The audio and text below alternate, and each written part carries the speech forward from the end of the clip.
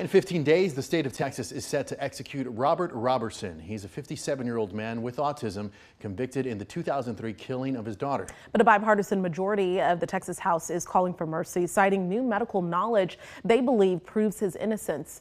Ryan Chandler explains the stakes.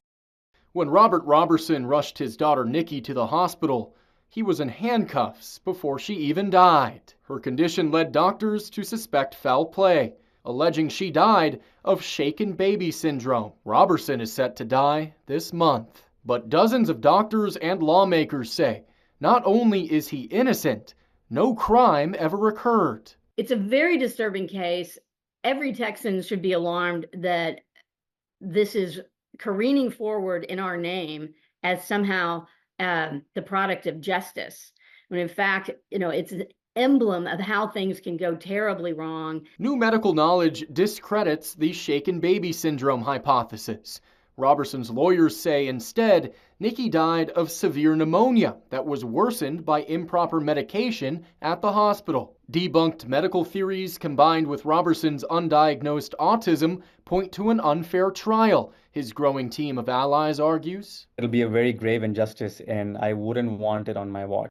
Last week, a bipartisan group of state lawmakers visited Roberson in prison.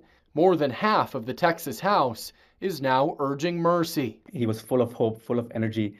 He gave us hope. He had so much hope inside him that he gave us hope. His only hope now lies with the Board of Pardons and Paroles and the governor. He's hoping for a reduced penalty. The decision is ultimately up to Governor Abbott. We have not been able to get a court to look at this new evidence, and the clock is ticking, and we are down to the wire with really only the recourse of clemency. Ryan Chandler, KXAN News.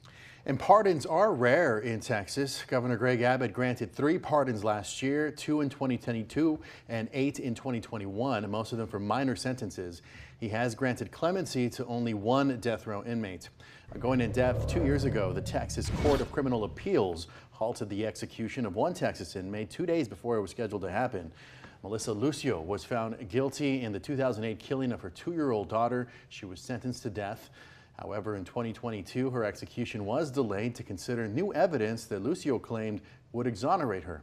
And earlier this year, a district judge recommended that Lucio's death sentence be overturned.